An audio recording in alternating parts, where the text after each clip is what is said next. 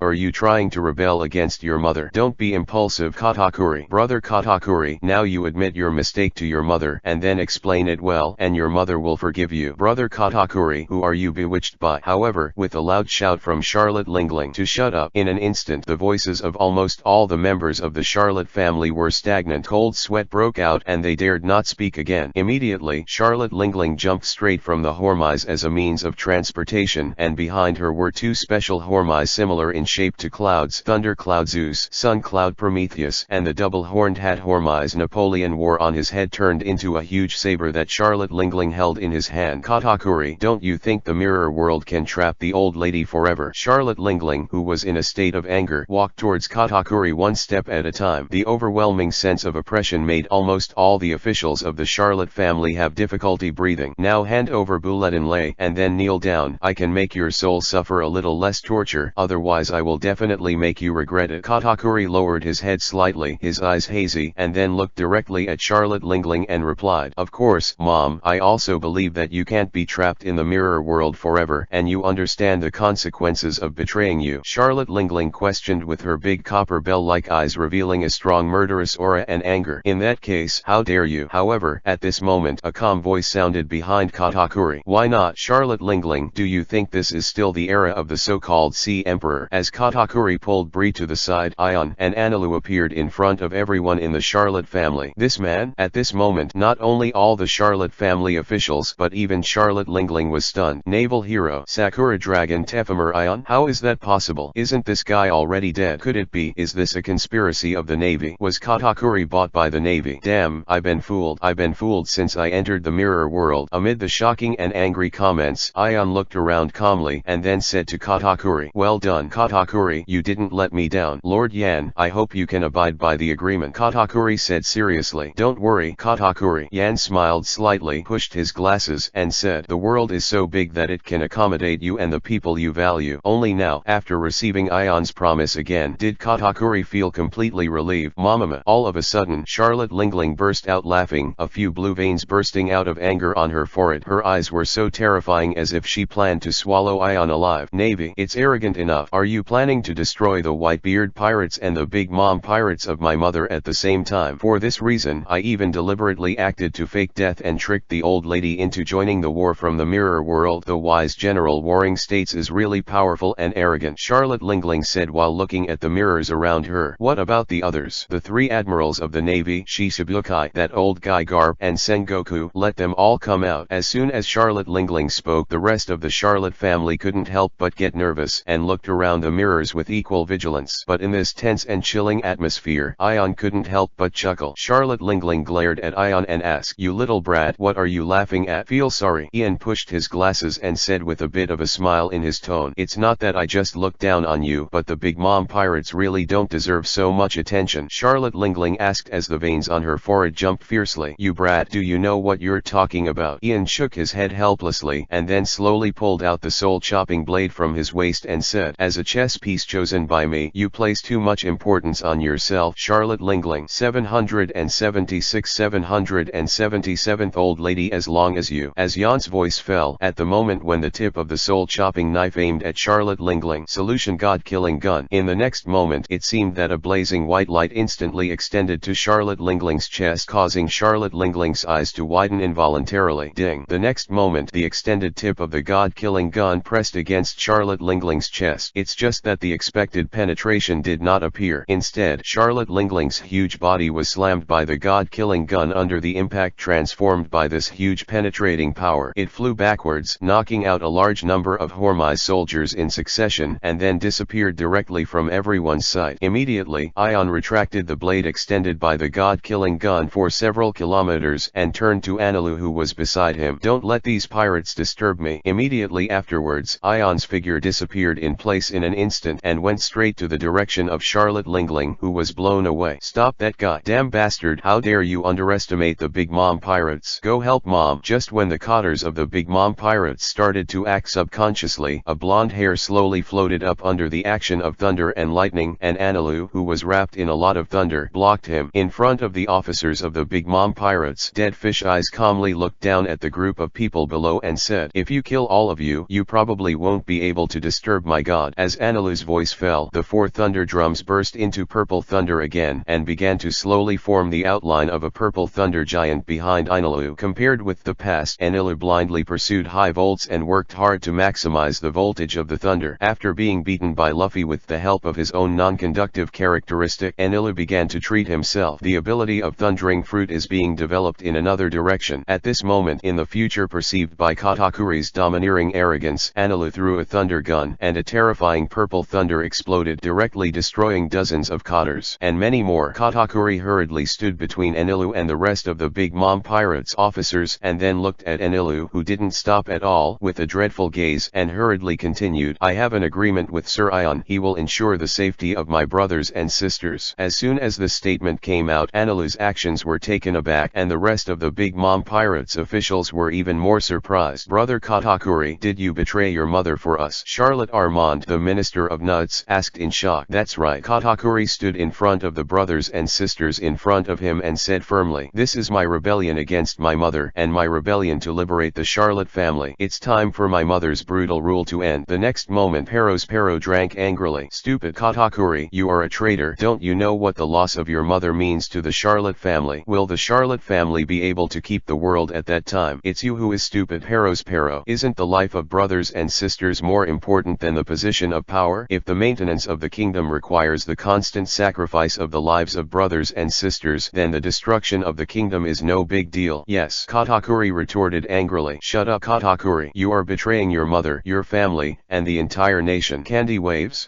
Pero's eyes widened. His walking stick pointed at Katakuri, and a large piece of candy syrup slammed towards Katakuri like a huge wave. "Go. It's you who should shut up." Pero, haven't you seen enough of your siblings growing up shivering forever in the shadow of mommy's fear, and then possibly being chewed up and swallowed by mommy at any moment? Along with Katakuri's response, Katakuri also set off a large white glutinous mass to counter-attack at Pero.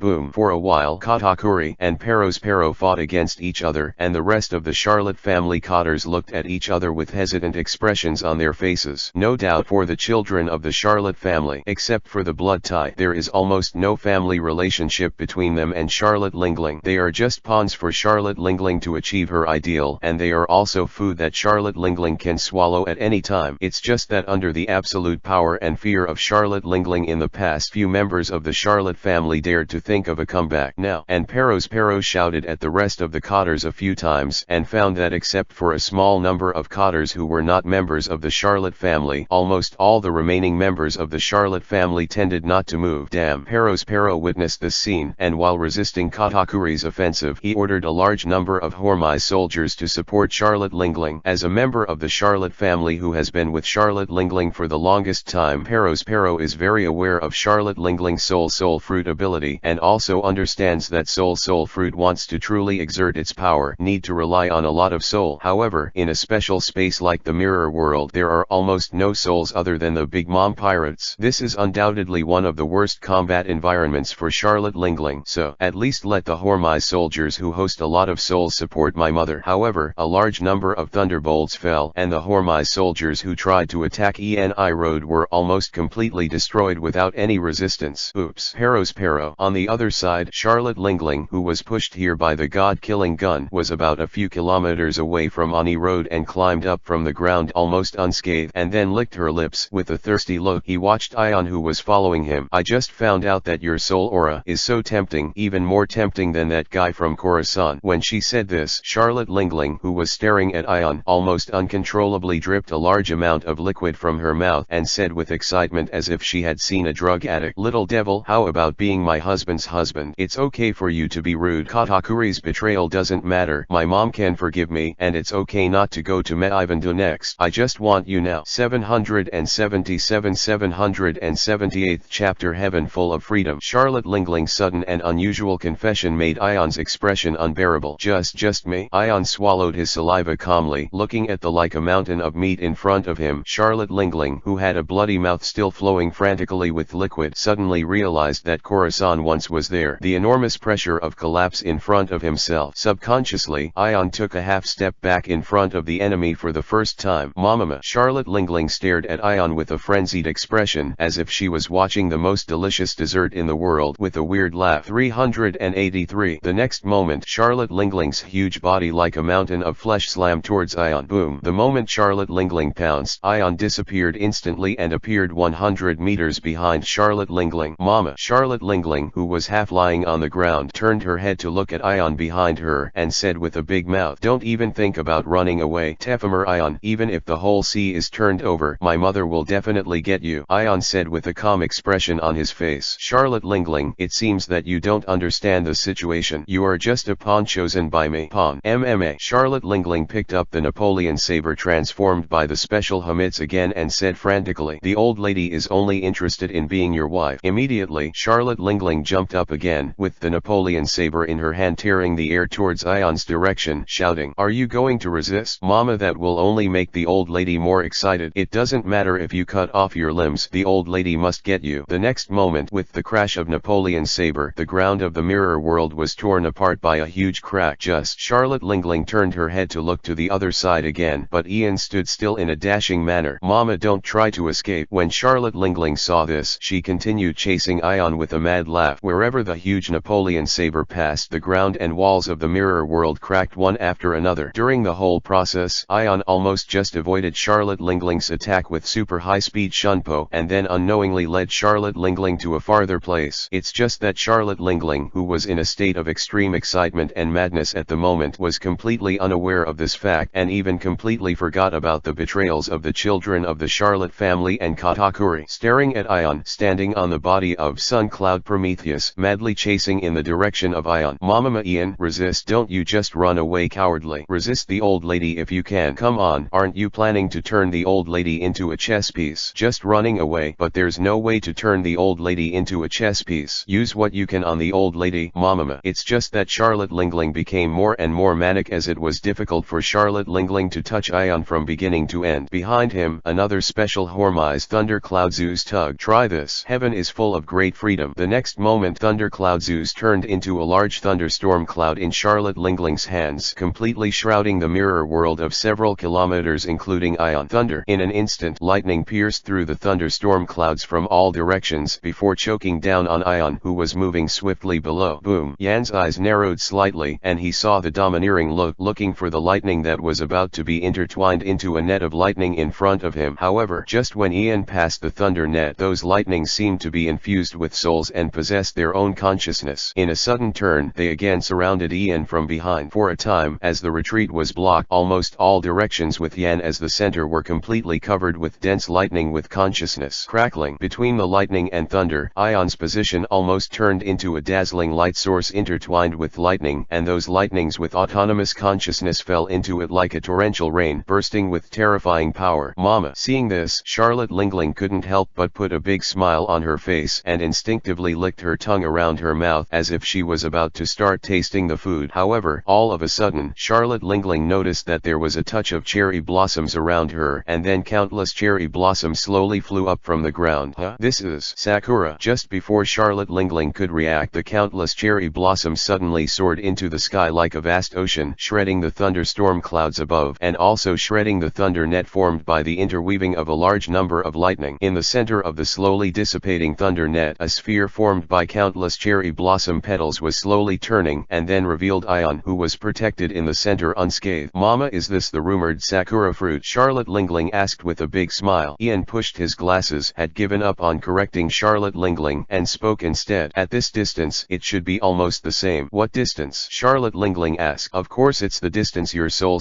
fruit can forcibly capture the soul, Ion replied calmly. In addition to using your soul to exert various incredible powers, your soul fruit can also be given to yourself by manipulating your soul so as to heal various injuries of the body. After a pause, Ion said with a slight bend in the corner of his mouth, I have to admit that as long as you still control enough soul power, then you are almost an immortal body in the true sense. So compared to the sea of all nations that contains a lot of souls, the mirror world can undoubtedly defeat you easily. Battlefield. In the face of Ion's words, Charlotte Lingling's originally frantic expression subsided a few points, and there was a bit of solemnity in her eyes. But soon, Charlotte Lingling relaxed again and said excitedly to Ian, Mama, is this your way of resisting? If you have any means, just come at the old lady. Don't worry, I'll make you a qualified pawn soon. Ion pushed his glasses habitually, and a large number of cherry blossoms again gathered into a soul-killing knife in Ion's hands. Dissolution. Big Red Lotus Ice Will Pill. 778 Chapter 779th Mother visits 3,000 miles of artillery. The next moment, with the 12-petaled ice flowers gathering on top of Ion's head, the body was covered with dragon-shaped ice, and with Ion as the center, it began to exude an extremely cold breath. Charlotte Lingling was a little stunned and murmured incomprehensibly, seeing the changes in Yan, who was clearly a Sakura fruit person. Ice? What's the matter with you guy? It's just that the cold-eyed Ion has no intention of talking nonsense with Charlotte Lingling. During the explosion of a large number of Ryotsu, the 12-petaled ice flower on the top of his head directly withered, and the dragon-shaped ice on his body quickly merged into Ion. In the body, the extremely cold breath became more and more terrifying. Complete liberation. Daiguren Hingren Meru. For a time, with Ion as the center, the temperature of the surrounding mirror world began to drop extremely, as if it was in the extremely cold Iceland, and everything around it began to be covered with ice. Mama, a bit interesting. When Charlotte Lingling saw this, she jumped from Sun Cloud Prometheus and fell to the floor, and Sun Cloud Prometheus directly covered Charlotte Lingling's head. In an instant, Charlotte Lingling's hair seemed to have completely turned into a hot flame, which shielded Charlotte Lingling from the extremely cold surrounding, and those flames also spread to the Napoleon saber in Charlotte Lingling's hand. Above, Tephimer Ion, let the old lady completely conquer everything you have, and then take you completely. Following Charlotte Lingling's words with sharp laughter, Charlotte Lingling once again swung the flaming Napoleon saber at Ion with a terrifying force. Blade Mother's Flame. Ice Dragon's spinning tail is absolutely empty. Ice and fire collide. The violent flames are intertwined with ice crystals, showing a ring-shaped shockwave that suddenly spreads. And at this moment, Ion almost turned into a blue and white afterimage and appeared behind Charlotte Lingling, with the big red lotus ice wheel pill in his hand pointing towards Charlotte Lingling's back. Arctic Dragon Shrapnel. The terrifying cold air shrouded Charlotte Lingling like a giant dragon. Charlotte Lingling's flaming hair seemed to have a human face vaguely appearing, and the flames rose sharply, with a big mouth trying to swallow the attacking cold air. However, card wipe. Between the cold air, the flames froze, and half of Charlotte Lingling's body was frozen in place in an instant. Boom. But at that moment, along with the thunder cloud Zeus floating in the sky, a lightning strike fell on Charlotte Lingling's body, directly shattering all the ice on Charlotte Lingling's body and recovering it. Free movement. Charlotte Lingling turned around, and the Napoleon saber in her hand slashed towards Ion, and the large-scale slashing shockwave that followed blocked all directions of Ion's escape. And with Ion's physique, if he wants to endure Charlotte Lingling's knife with his body, I am afraid that his bones will be shattered directly, and the consequences that Ion will suffer when he loses his ability to resist will be unbearable. At the critical juncture, Yan has another soul-chopping blade in his hand, carrying out a double-release liberation solution god-killing gun. The spiritual pressure is pouring, the armed color is covered, and the overlord color is entangled. A white light entwined with black and red lightning stabbed at Charlotte Lingling's wrist at a speed that exceeded her nervous reaction. Clang. Charlotte Lingling's body, known as the steel balloon, collided with the god-killing gun again. This time, the god-killing spear, which was full of power, stagnated for a short while, and directly penetrated Charlotte Lingling's wrist, and a large amount of blood was sprayed out. What? Charlotte Lingling was stunned for a moment, then she was stimulated by the severe pain to take a few steps back and screamed, "Ah ah ah," and Ion, who didn't hold his hand at all, almost without hesitation, activated the shavings of the god-killing spear left in Charlotte Lingling's body, causing those highly poisonous cells to explode suddenly. Boom. Even though Charlotte Lingling's body was incredibly tough, her entire arm was directly melted into two pieces, and Napoleon's saber fell directly to the ground. However, just when Ion was going to continue to pursue Charlotte Lingling and completely destroy Charlotte Lingling's fighting ability, a momentary movement suddenly occurred in his heart, and he instinctively avoided to one side. Boom. The next moment, in front of Charlotte Lingling, who was screaming, a giant female soul intertwined with flames and thunder suddenly appeared. The shape was somewhat similar to Charlotte Lingling, but slightly different. Location to shoot. The materialized soul. Ion looked at the giant female spirit with a weird expression. Soul. What is revealed in his eyes is an accident. Not only the non-materialized souls of Perona and Brooke, but the power of the devil fruit can actually allow the soul to fully materialize. You completely angered the old lady. Charlotte Lingling stared at Ion with terrifying bloodshot eyes. Killing intent and anger accompanied by a tyrannical domineering swept all around, while manipulating the soul to give the broken arm a position to stop the bleeding. Charlotte Lingling picked up the Napoleon saber again with the other hand. Thunder Cloud Zeus and Sun Cloud Prometheus gathered on the Napoleon saber. A lot of thunder and flames. With a certain this law is wrapped around the Napoleon saber and connected with the giant female soul. Mother visits 3,000 miles of artillery. The next moment, Charlotte Lingling waved the Napoleon saber again to unleash a terrifying slash at Ion. The giant female soul seemed to have an independent consciousness, moving towards Ion from the other side. Launch an attack. Ion's eyes moved back and forth between Charlotte Lingling and the giant female soul. As soon as he he thought about it, 6 huge ice dragons suddenly appeared around Charlotte Lingling. Sharp teeth gnawed at all parts of Charlotte Lingling's body, restraining Charlotte Lingling's movements. Immediately, Ion's figure flashed straight towards the giant female soul and directly chopped the body of the giant female soul with the soul-chopping blade in his hand.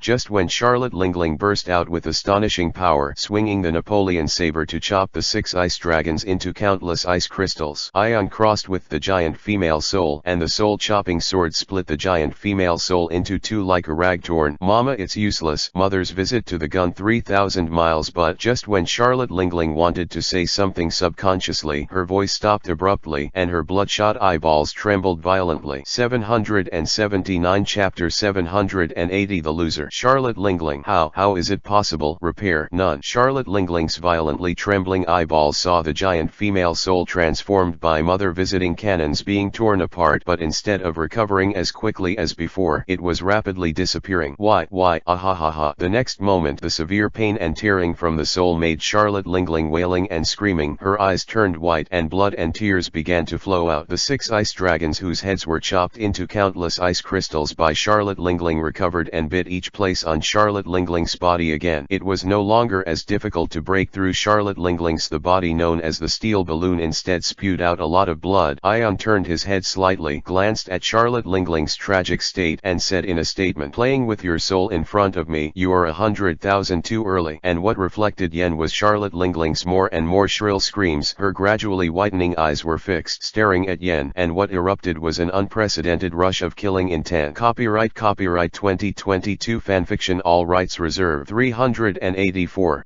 Kill you, don't hurt the nun. The next moment, Charlotte Lingling's huge and fat body was forcibly twisted, with a lot of blood spurting out of the ice dragon's bite, and then the Napoleon saber entwined with thunder and flames in her hand pointed at Ion. A lot of energy. Crazy began to surge up. Yan's eyes narrowed slightly, but he felt that this was Charlotte Lingling's last madness and rationality. The 3,000 miles of Mother's visit contains not only the power of Thundercloud Zeus and Sun Cloud Prometheus, but also contains Charlotte Lingling's own soul and something more complicated. At the moment when the soul-chopping blade fell, Ion truly felt the will of the devil fruit and the existence of another soul called Sister by Charlotte Lingling. But at this moment, Ion didn't have time to think about it. He raised his hand subconsciously and quickly murmured a break. The journey of 1,000 hands, the venerable hand that cannot touch the darkness, the archer of the sky that cannot be reflected, the road of radiance, fanning the wind of seeds, gathering and gathering without confusion. Follow my instructions. Light bullets, 8 body, 9 articles, heavenly scripture, high bao, great wheel. The great turret draws the bow to the distance and dissipates brightly. As the spiritual pressure in Yan's body poured out, a lot of light suddenly formed behind him, and the surrounding light was covered up in an instant. At this time, her eyeballs seemed to be shaking uncontrollably, and Charlotte Lingling, whose only sanity was rapidly dissipating, let out a weird, sharp laughter, and the 3 special hermits held by Charlotte Lingling were also making a final cry. Go to die,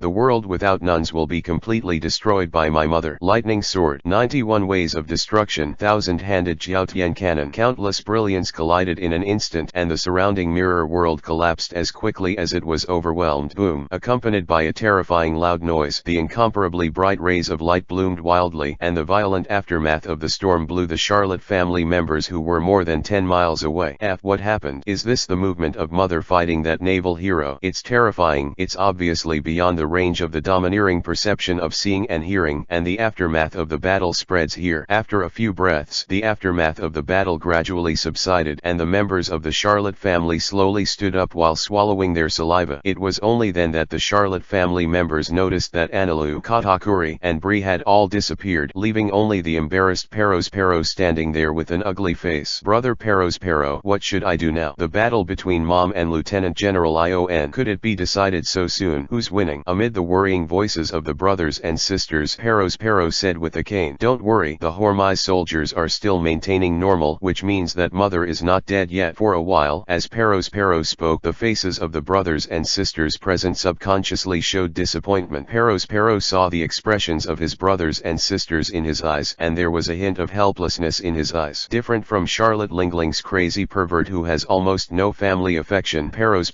as the eldest brother of the Charlotte family, also has deep feelings for his younger brothers and sisters. Just knowing that the sea is cruel and Charlotte Lingling's terrible, Peros knows very well well that there is no point in rebelling against your mother. Save the whole family. Pero pressed his gentleman's top hat slightly and reminded, come with me to see how mom is doing. If it's too late, mom will get angry and the consequences will be very serious. Yes. After hearing the words, many members of the Charlotte family quickly followed Pero and rushed in the direction of the battle between Ion and Charlotte Lingling. Soon, with the members of the Charlotte family galloping all the way, they soon arrived at the Mirror World battlefield, which had been destroyed beyond recognition, and Charlotte Lingling didn't appear. Aside from Ion, Enilu, Katakuri, and Bree, there was only a white dome almost the size of a building that appeared in front of the Charlotte family. Mom, how about mom? At this moment the minds of the members of the Charlotte family were almost dazed, and they completely lost their ability to think about the unexpected situation in front of them. Only an incredible thought emerged. Difficult could it be the one who lost the battle was mother? And Ion glanced at the Charlotte family members who were stunned in the distance, then turned to look at Katakuri and said, these brothers and sisters of yours, do you need me to help you solve it? Katakuri narrowed his eyes and replied quickly, Lord Yan, I will never let them affect your plans. Ion watched Katakuri for a few breaths, nodded slowly in Katakuri's slightly nervous eyes, and said with a gentle smile, don't be nervous, since I made a promise with you, I won't kill any members of the Charlotte family. After a pause, Ion continued, I'm just worried that your power is not enough to control the Charlotte family. 780 Chapter 780 First Straw Hat and Red Hair. Hearing this, Katakuri couldn't help but sighed in relief, and responded quickly, don't worry, Lord Yan, now that my mother has been defeated, I have full confidence to convince them.